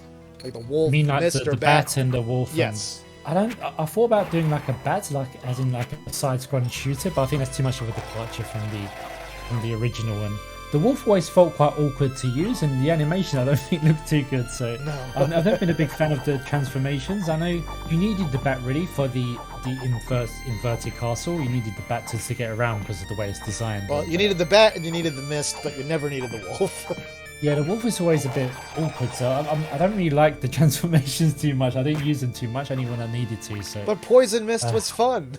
I wanted to do the mist because I could do it as like a shadow and highlight thing. Yeah, I could do it like that's as what a I was transparent thinking. white thing. Yep. That's the only reason I wanted to do it, just to show off something. So maybe I can do it. Maybe I'll do it like as a cut scene where it kind of goes through like a gate, but not something you can use in game. I think it makes parts of the game too easy too. You can use it as like an avoidance. You can do it at the right time, and if a boss is coming through, and there are lots of cool things you can do as Alucard in the original game, but the problem is they make it a bit too easy, some of them. Like so I'm trying to keep, I don't want it to be super hard because I don't like super hard games myself, but I'm trying to make it maybe a little bit harder than Bloodlines, but not quite as hard as Rondo of Blood's, kind of in between. And so I think that's what makes it fun. So I want to try and avoid anything that makes it too easy, and I think a lot of people, the complaints they have about the original is a bit too easy, especially some of the bosses, which are the boss for the outer wall that I'm doing here. In the original, this boss is a complete cakewalk. It's so easy. You can really you can kill him without even hitting you, without any special weapons. So I'm trying to give things a bit more of a challenge, that make things a bit fairer. And I think it's very hard to do it when you do like an RPG style game because you don't know what level the player's going to be at. But for a traditional action platformer game, you can control that a lot better, I think. So I'm trying to keep the challenge nice and tight. Alrighty. This one I'll ask because I'm sure people want to know it, but I promise I'm not pestering you, and I don't want anyone else to pester you after this. Do you have any rough idea, just a rough idea, when you think you might have this game totally done? It's quite hard. I don't know how to say it because then people said you I understand. do it on this date. And, that's why I said I'm not trying to pressure you or pester you or anything. For the plan for next year, I'll talk about the plan. So the plan for next year is that. So I think the code I've got now is kind of, there's still some problems with the the physics. Is not problems, but it's not 100% like the original. I want to get closer, but I think it feels good enough. So next year I don't really want to mess about with the base code too much. I just want to keep adding levels and enemies, and especially with enemies, I'm in a really good role right now where I'm just adding more and more bosses and more and more regular enemies, and the more of these you do, the quicker and easier, the more efficient I've become at doing them, because you have this enemy that throws something, okay, you need to do the next enemy that throws something too, but in a slightly different way, and this, especially with the bosses, I'm trying to get into a good rhythm of doing the bosses, so I want to keep up that momentum. So I think next year I want to try and get all the enemies and bosses finished next year, by the end of next year, because I think I'm in a good role. I can do maybe a couple per week, and I haven't counted, but I'm pretty sure there are fewer than 100 in the whole game. Maybe there's a bit more, but so I'm going to try and aim and get all the enemies finished by the end of next year. Right. the levels themselves, I'm getting to a good workflow and fitting the levels together too, using Inglebard and 16 tile and then SGDK. So I want to start testing some of the levels together. And of course, it's not just me; it depends on other people in the project too. For example, Pyron, how quickly he can do the art, and I think the art, especially some of the levels, are very difficult to do. They take a lot of time, whereas for me, I think before definitely it was me who was like the slowest link in this because I had to learn a lot. But I think for most of the things I need to learn to make this game, I've already learned. They're already done. There's some things I need to learn too still, but I'm quite happy with the main code how it is right now. So I can just keep on adding levels all the time. So maybe in a couple of years I could get it done, but I'm not sure. It depends on how it goes. But by the end of next year, I said next year I'm not going to spend too much time rewriting the basic level collision code and the animation code like I did this year. I'm just going to keep adding levels. So, and then once next year's finished, then I can start to really polish up some of the animations. And I want to work a bit on GG Shinobi next year. That's when I'm going to start fresh, and I've got a few ideas of how I want to do the animation code and how I want to do the collision code and the level code, and I've got some experiments I want to do. And if that works out for GG Shinobi, then I can use that code back in the Symphony of the Night game too. Well, that's perfect because that's exactly what I was going to ask you about next. So for your other project, GG Shinobi for the Genesis / Mega Drive here, I know you've been prioritizing Symphony of the Night. So have you made any significant progress on that this year? I know you've talked about it in videos a little bit over the last year. No, over the last year, the only thing I've really done is to do a bit of graphics, and I've mostly been doing. I put out a video a few weeks ago where I just talked about how I wanted to learn how to do pixel art. I just decided to maybe take some Revenge of Shinobi ones and upgrade them to like a kind of a Sega Saturn standard by adding more colors, and it just gives me a excuse to kind of really study the 16-bit Shinobi graphics to get used to how I need to draw them eventually, because I have to do the graphics myself for that project. So I haven't done any of the code because I've just been working on Symphony of the Night. But next year I want to start completely fresh, because the old code, just like you said, when you look at your old maybe music from a few months ago or a year ago, you're kind of what was I thinking about there? When I look at Mario code for the Shinobi, that's just so out of date now. I do it completely different. Let me take that a step further and say, when I look at my old YouTube videos, I am horrified at what was done in those, and I don't even know why I keep them up. They're so bad. But, oh well, if anyone wants to see how terrible I used to be, knock yourself down. After today, I've been, because I always have like a Chinese channel on there's a Chinese video platform called Bilibili, and especially when speaking like a foreign language, because I'm not Chinese obviously, it was very nerve-wracking to do that. So especially I looked at my first videos I did over a year ago now, and I talk so slowly, especially because I'm nervous, and because I was using that vocab that I'm not used to, about computer vocabulary and gaming vocabulary, and it's not like when I was in China I'm talking about like what I want to eat or just general conversation. This is very nerve-wracking. So people always say, oh, your Chinese is improving all the time, and so I used to speak really slow. So I think with that and the programming and everything, or even my English YouTube channels, my English language ones, the first ones where I didn't even have a microphone, and it's kind of, I started off like a PowerPoint presentation with the first Symphony of the Night videos where I just had like a thing up, and so I think it's normal if you look back at what you was doing like a year ago or 2 years ago and you don't feel embarrassed, it means you haven't really progressed much. So I think it's actually a good sign that the higher the cringe, the greater the improvement. So yes. I think it's actually a good thing. Yeah, and some of those old ones I've been thinking about going back and redoing now. Especially I always since when I see like a go ahead. When I see a new YouTuber that's been around for a while, I always like to click on the oldest videos, just look at their first or second ones, and some of them have been around for a long time, and even like one of the YouTubers I like is the Happy Console Gamer. You look at he's been, I think, around for like 15 years, and he's been you around can see a long his time. old one where he's like this very nervous, kind of very skinny smoker. He always says he used to smoke, and with the bandana on. So he's everyone, I think, it improves a lot. So it's really great to see. Do you know LGR on there? You ever watch any of his videos? Lazy Game Reviews? Oh yeah, I've watched a few of I haven't seen any of the old ones. I've gone through some of his old ones, and some of his old ones were pretty rough also. Let me say, I'm not criticizing him. I love his channel, but his old videos are a lot different than his recent videos, like it is with just about anybody. Aren't you glad he kept them up? I think it's good to keep them 100%, up to show like a track record of how you improve. So I think you should definitely keep yours up too. It'd be I'm keeping them up. I'm not taking them down. So I don't know if they'll be inspiring to anybody, but if anything, they'll just be there for people to make fun of me over. When you hit 1 million subs, they'll go back and they'll look at 1 million subs. That at the rate I'm going, that should only take me about 10,000 years. All right, so go back to development a little bit. So with GG Shinobi, obviously, you just talk about that. Now that's basically on hold for a little bit while you're doing some of this stuff and learning pixel art. You also mentioned... I will do some bit more on GG Shinobi. I'll do, hopefully next year I'll do a bit more, because it's a much smaller game. It's only, you got the 4 beginner levels, and each of these levels are like 3 very small sections. So it's almost like one area of the Castle of Symphony of Night is the whole game for GG Shinobi. So hopefully that will progress quite quickly. But yeah, it's the pixel art is something I'm really interested in anyway. So it's something I want to get better at. So it's actually something I'm looking forward to. Because before, the coding was so difficult for me, so I had to learn lots of things. But now I'm a lot more comfortable with that. So my hard thing I'm going to learn next year is probably going to be the pixel art and try and get good at that, which is probably going to take time. Since you'd mentioned like looking at some Saturn style things, what about Saturn development? I know you've touched on that in some of your videos too. Are you still just in a stage where you're kind of experimenting, or is there any specific project you wanted to start on that platform that you've thought about? Yeah, I've thought about connected to what I'm doing on the Mega Drive, because I'm really into like the 2D stuff on the Saturn, and there's a lot of good homebrew going on at the moment. But people tend to start off on 2D, but only as like a launching to get to 3D.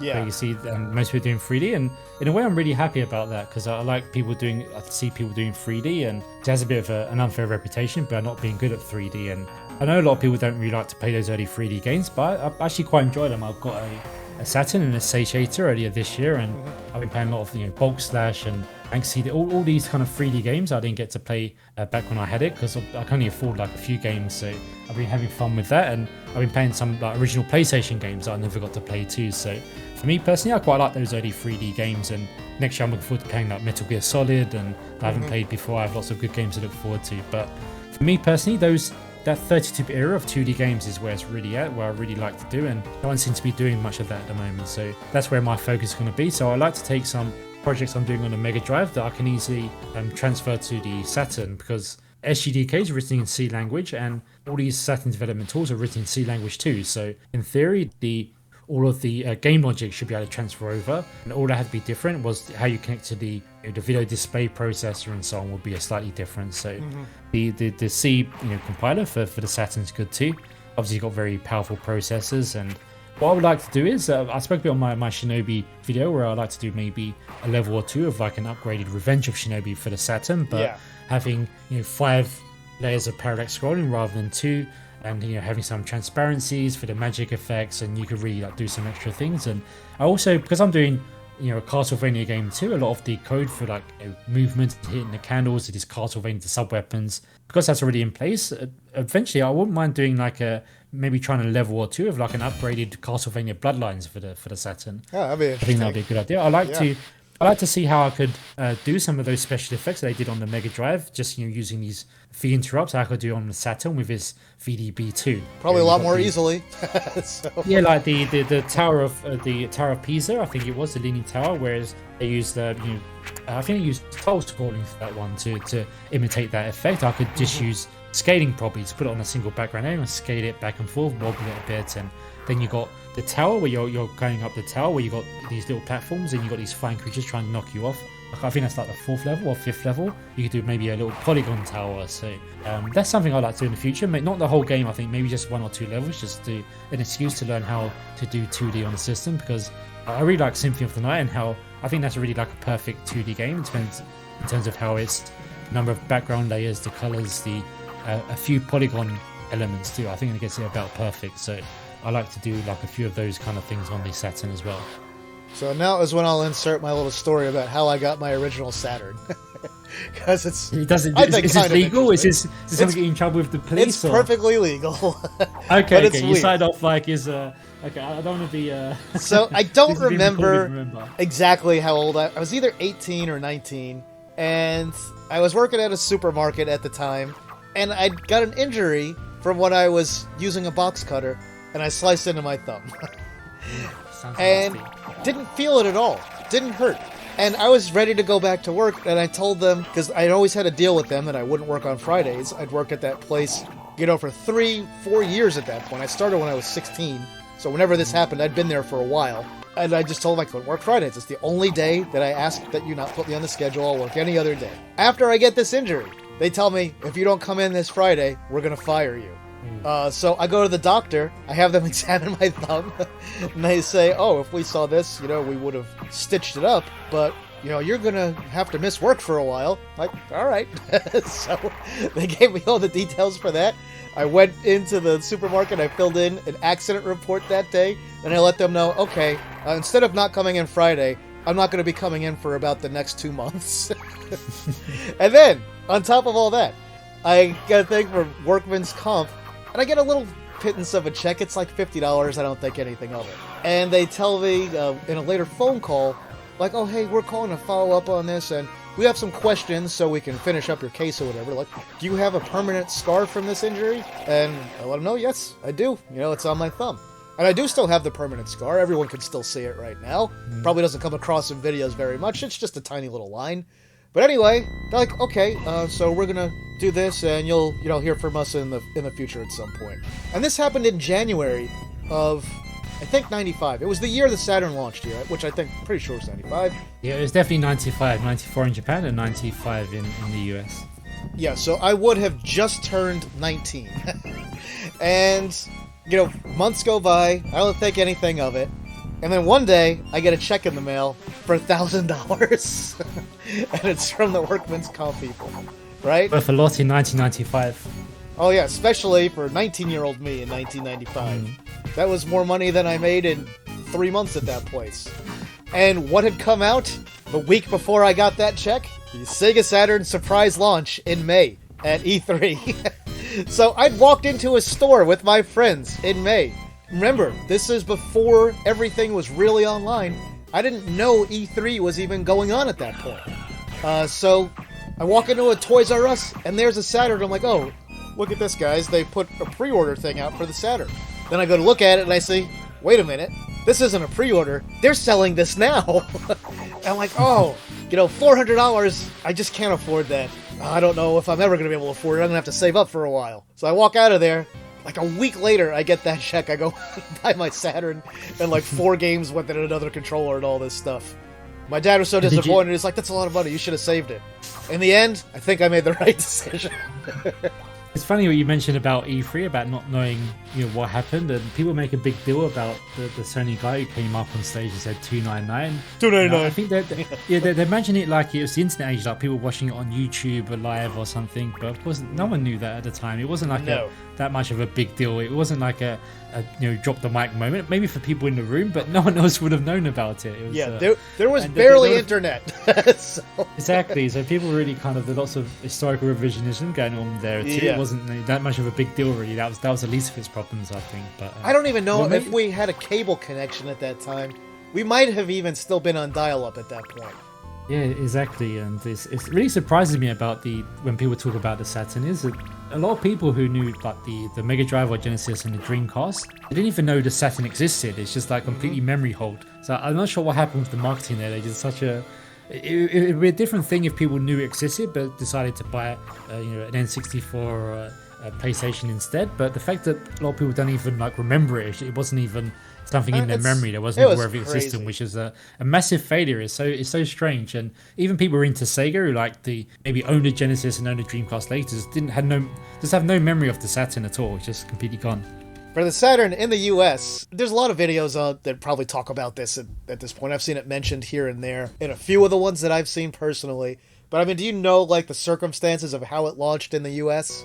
Oh yeah. I've seen all that, and I've looked into that in detail. It's a very sad story. For the question about maybe why a lot of people didn't know about it, it's because most stores didn't have it. When it launched here, KB Toys famously was knocked out. Of the whole thing. They didn't get it, and then when Sega said, "Hey, do you want it?" They're like, "No, we're good, thanks." So I don't think they ever sold it, if I remember right. And then in the US, they sold almost 2 million. So. Not great, but not like an abject failure. And it looks like in Europe it sold about 1 million total. I remember one of my biggest memories of that time is going into... we have Blockbuster Video here too for a time. And We didn't have it for the Mega Drive. It must have come after that. And I used to maybe go. My mother would take me to rent like a Saturn game once every month or so, and you have all these shelves and shelves of PlayStation games.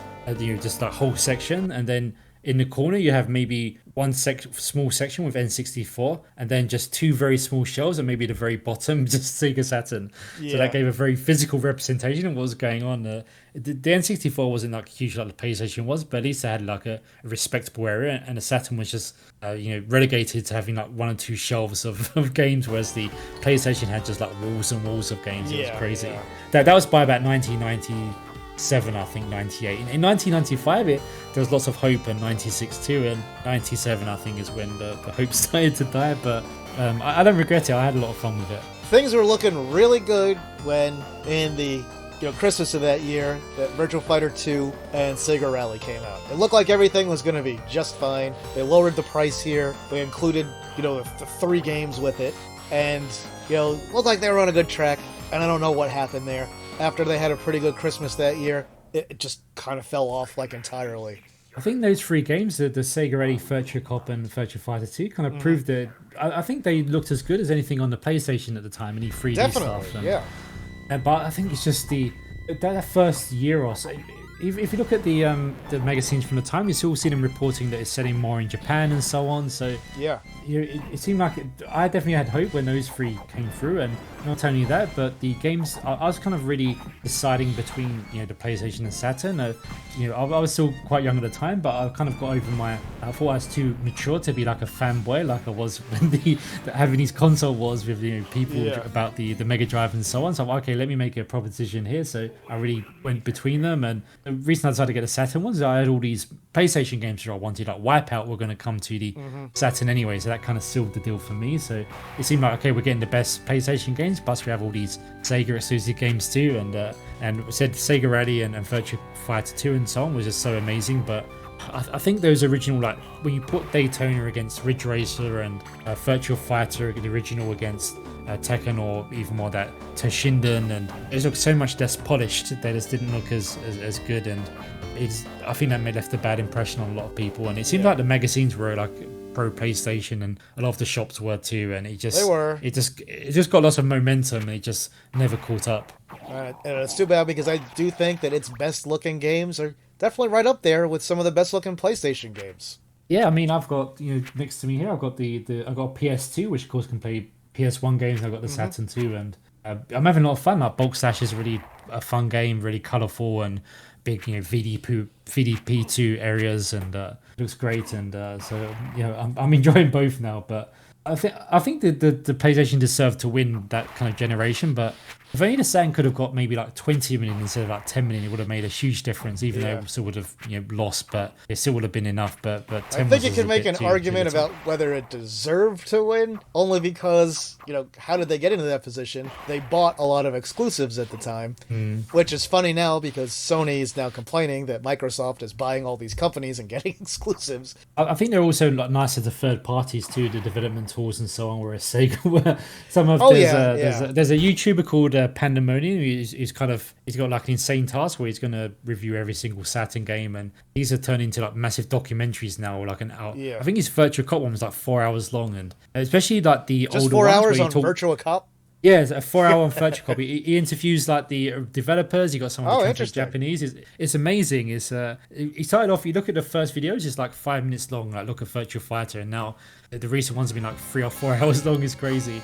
But he talked to some developers, the American developers for some of the earlier Saturn games, and they just got nothing at all, like in terms of help. And I think that's how it was for the Mega Drive. But for the Mega Drive, people were really used to the CPU from arcade machines, but the Saturn architecture was so new, and 3D was so new that it was just hard. And Sony did a much better job from that aspect. Yeah. Oh, no, I mean, there's no question about it for the developer support. They had a lot better tools out there for people to use in that era than Sega did. But in terms of like homebrew and so on, I think it's for 2D stuff anyway. I think it's very straightforward. It doesn't seem that difficult. And when I speak to people who are involved in like the 3D stuff, they say, "Oh yeah, for 2D is not that complicated, so if you're doing like 2D stuff, I think it's quite a nice machine to develop for. I don't think it's going to be too hard, but you talk to me in like a year or two when I've actually done something properly with the Saturn, and you can ask me if I still got the same opinion. But it seems like it's for if you're going to do like regular, like a traditional 2D game, or even like a super skater game, it's really good because that's what it was initially designed for. So the 3D stuff is hard, but I think the traditional 2D stuff now should be quite straightforward. Oh, you know what? I did have one more Symphony of the Night question that my friend asked me to ask that I forgot about. Yeah, sure, go ahead. And that is, are you planning on, at any point, adding any sort of randomizer mode? I don't think so, because of the nature of it, because it's not a Metroidvania, it's just like a regular one. I'm not sure how that'll work. I think the randomizer is better for randomizing items and so on. And well, it's not just items. Some games use it for layout and stuff also, where you just sort of repeat different types of like room structures, and you have parts of it that can be different, that get randomized. That's in some games too. Okay. I wouldn't even know because how do you ensure that it's still like an enjoyable game to play if you're randomizing the... That's a tough part. It depends on, because then you have to because I've been putting like the levels together, and it's like where you place which enemies where and in what combination, and how the platforms work out, and how whether they're you have to make sure they're a correct distance so Ada can actually jump from one to another, and so it's pretty bespoke really how I'm been doing it, like placing it very carefully, and I'm not sure how you would write an algorithm that does that in a way that's first of all playable and secondly that's enjoyable to play too. So I think that's probably going to be a no, unfortunately. Okay, because you'd have to apply like a lot of logic to it, so you could take things and place them procedurally in certain places, and that a gap for a jump is so many pixels, when you can put a platform. I haven't played. Sometimes I like do the design, and I realise Ada can't even make the jump, and I have to go back into it and change it. So I'm getting used to it now. I'm getting a good instinct for it, but I made a lot of that mistake before. But I'm not trying to encourage you. I'm just saying it's the sort of thing that they do with those. I think there's a new Mega Drive game called Astro Bros, which I think that has like some kind of randomized element to it, but I haven't played it yet. It's the same people who did the Demons of Asterberg game. Astro Bros it's not really a sequel to it, but I haven't played that one yet, but I understand it's kind of got some kind of random thing. I'm not sure if it's similar to what your friend is suggesting or not. I have a weird little connection to that game that I'm not going to talk about. Okay. In a not good way. And I'll just leave it at that. Alright, and then I guess there's really one more thing on here. You've kind of probably touched on this already. But what about a dream project? What is one game you would love to tackle bringing from one system to another? What game and what system? So it's going to be a port rather than like an original project? Either one. Okay, I have an idea for an original project. It's going to be... I have an idea as well, because I've already written like the code for like a Castlevania style game, so in the future I'd like to do like an original Castlevania style game for the Mega Drive, but of course like a brand new graphics and new characters and so on, so it's something that belongs to me rather than an existing game, and I can use the code I've been doing now. But so that's one obvious one. But another project, like a much more future project that I've been dreaming about, is a 2D Yakuza style game for the Mega Drive and Saturn. So, have you played the Yakuza games, the Like a Dragon games? You know what? I haven't. Okay, so it's just like... Okay, so that's the easiest way to explain it, just like a 2D Yakuza. So, it'll be like a Streets of Rage game, like Streets of Rage style, like beat-em-up gameplay, but a lot of the game you're not actually fighting enemies, you're walking around like a small city and talking to people. And I was going to say, you can tell me how right I am. From what I've seen of it, it's, most of the games in the series seem very Shenmue-like, with a little more action, I guess, than Shenmue had. Is that kind of fair? Like more open world Shenmue, but sort of limited in scope, I guess. I think that's a fairly accurate description. So you get to walk around, and I think in Shenmue, when the fights happen, every fight's kind of significant, whereas in Yakuza, it's a bit more like an RPG. You have like these random encounters where you have to beat up people and so on, and it's a bit... so I think it seems a bit more simple than Shenmue. It's not quite as intricate, but yeah, it's a similar type of game. So I like to do that, but like a 2D game. Because we spoke about beat-em-ups before and how Streets of Rage 4 sometimes to play through a whole game of that, it drags on a bit, because I think beat-em-up gameplay is good in short bursts. And if you play even like really good games, like there's another arcade game, it's the Cadillacs and Dinosaurs game I played for the first time just a few months ago, and it's a really good side-scrolling beat-em-up, but I think that's that's got a lot of levels. That's really long. And you can have really great music and have different enemy types, and that helps to alleviate that problem with these beat 'em up games. The worst beat 'em up games are the ones where you have the same enemies over and over again. Yeah. That gets really boring. But I think, something like, it'd be like Streets of Rage gameplay, but instead of having one level after the other, you have maybe a section where you have to go down the street and fight lots of people, but then that bit's over, and then suddenly you're in this like semi 2D open world, like not a huge one, just like a city area, and you have to move the story forward by talking to people and doing that kind of thing. So it's easy to explain if someone's played Yakuza before, but if I say like a 2D Yakuza game, people wouldn't understand. And I also want to have maybe Yakuza has these kind of sub stories or like sub quests, and I like to have like one where you have the Streets of Rage style beat up gameplay, you have the roaming of the open world, but you also have like a little road rash style. You get involved with like a motorbike gang, and you kind of fight on the motorbikes too. I think that would be really fun to do. So it'd be a combination of Streets of Rage, Yakuza, and Road Rash. So you said dream game. Sounds maybe interesting. It's a bit too ambitious, but I think it could be done, because when you do it on the Mega Drive, you're kind of forced to go within the limitations, so it doesn't get too bloated. Whereas if it was like a PC game I was doing this on, it could get out of control, especially for one person doing it. All right. How about you? What's your dream game? Oh, for me, my dream game would be... It's stupid. What I would like to really do is get a port of Final Fantasy IV running on the Genesis hardware, including the simulation of Mode 7 for when you're flying around in the airship. Simple man, simple dreams. That's all I want. I suppose maybe someone could do... You can't do that. The Mega CD could do that, so maybe...